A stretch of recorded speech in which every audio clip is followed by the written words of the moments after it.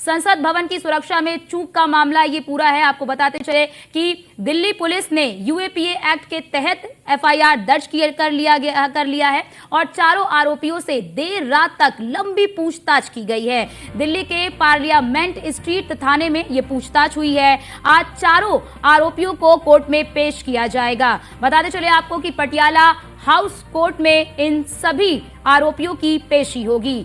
बता दें बड़ी खबर आपको, गृह मंत्री अमित शाह संसद बड़ी खबर आपको बता चले कि गृह मंत्री अमित शाह आज संसद में जवाब देंगे। सुरक्षा चूक के मामले में जवाब देंगे। संसद के शीतकालीन सत्र का आज 9वां दिन है और जिस तरह से देखिए कल विपक्षी सांसदों की तरफ से भी सवाल उठाए जा रहे थे कि संसद की सुरक्षा में चूक के मामले पर अब तक प्रधानमंत्री नरेंद्र मोदी और अमित शाह की तरफ से बयान नहीं आया है, लेकिन अब बड़ी खबर आ गई है कि गृह मंत्री अमित शाह संसद में जवाब देंगे। सुरक्षा चूक मामले पर जवाब देंगे गृह मंत्री अमित शाह, क्योंकि जिस तरह से संसद की सुरक्षा में चूक हुई उसके बाद त्वरित कार्रवाई की गई और किस तरह से 7 जो सुरक्षा में तैनात कर्मचारी थे उन्हें भी कह लीजिए कि निलंबित कर दिया गया है। संसद की सुरक्षा चूक का ये पूरा मामला है और इसे लेकर अब गृह मंत्री अमित शाह संसद में जवाब देंगे। बड़ी खबर आपको बताते चले, क्योंकि लगातार विपक्षी नेताओं की तरफ से सवाल उठाए जा रहे थे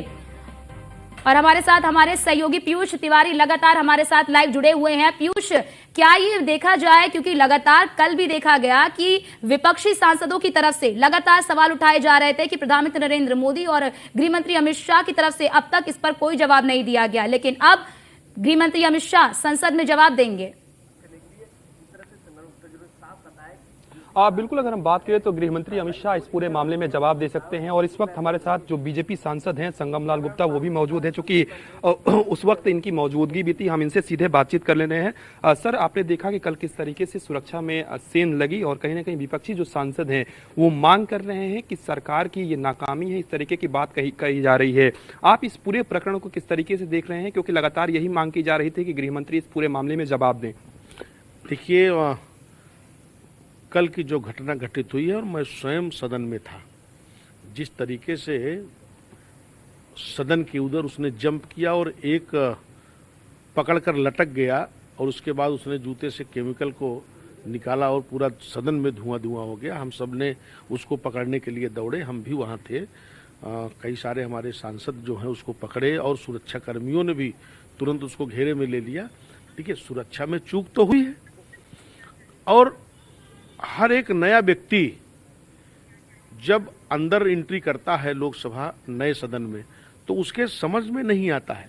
इसका मतलब है कि ये जो एंट्री किया हुआ है, इस पहले से इसको मोटिवेशन किया गया है, इसको पहले से पूरी जानकारी दी गई है, पूरी उसके संज्ञान में था किस तरीके से जाना है, क्योंकि उसको मालूम है कि लोकसभा के सदन में जाना और सुरक्षा के घेरे में पूरा सदन रहता है और वहाँ हर पल पल पे सुरक्षाकर्मी रहते हैं और ऐसी घटना घटित करना तो उसको अपनी जान पर उसने खेल कर किया है, क्योंकि वहाँ गोली भी मार दी जा सकती थी, क्योंकि ऐसा तो है नहीं कि वहाँ सुरक्षाकर्मी नहीं रहते हैं।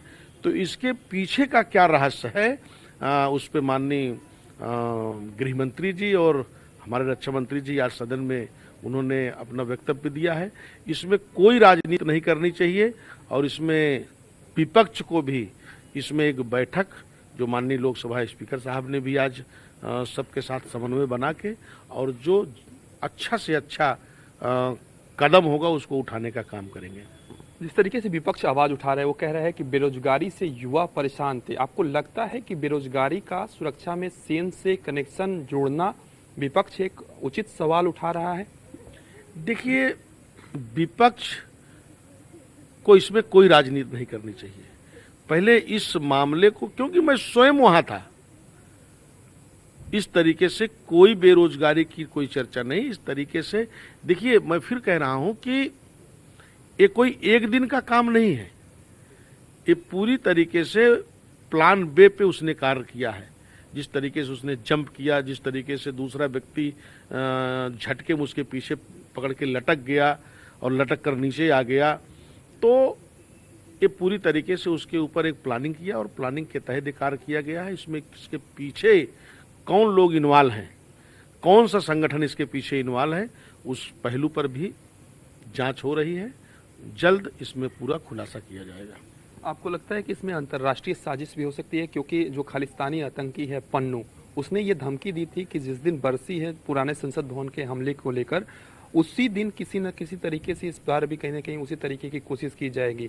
आपको इसमें ऐसा भी कनेक्शन कुछ नजर आ रहा है? देखिए, ऐसा कहीं ना कहीं कोई कनेक्शन तो होना निश्चित है, क्योंकि एक नया व्यक्ति पास लेकर जाए और दीर्घा में, लोकसभा के दीर्घा में, और वहां से वो जंप कर जाए और उसने अपने जूते से निकाल कर केमिकल को पूरे सदन में उसको छोड़ दे, पूरा धुआं हो जाए, ये कोई नए व्यक्ति का काम नहीं है। उसको मोटिवेशन किया गया, उसका ब्रेन वॉश किया गया कि करना क्या है, जाना कैसे है, कूदना कैसे है। ये कोई एक दिन का काम नहीं है और कोई न कोई संगठन इसमें जरूर इन्वॉल्व है।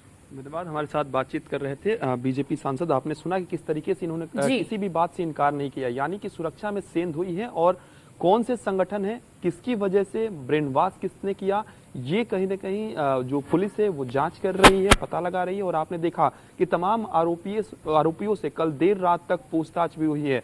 सबसे बड़ी बात है कि ये जो आरोपी हैं वो अलग अलग जगहों के रहने वाले हैं और कई जगहों पे ये भी देखा गया है कि ये जो आरोपी हैं वो कहीं ना कहीं सामान्य परिवार से आते हैं। तो ऐसे में इनका ब्रेन वॉश किस तरीके से किया गया, इनको किस बात का लालच दिया गया, और ये भी बखूबी इस बात को जानते थे कि अगर सुरक्षा में हम सेंध लगाएंगे तो वहां पे मौजूद सुरक्षाकर्मी इन्हें गोली भी मार सकते हैं, क्योंकि संसद की जो सुरक्षा होती है वो सबसे सख्त होती है। लेकिन आखिर किस संगठन ने इन्हें ब्रेन वॉश किया? बताया जा रहा है कि ये फेसबुक पर कई ऐसे संगठनों से जुड़े हुए थे जिनकी वजह से इनका ब्रेन वॉश भी किया जाता था।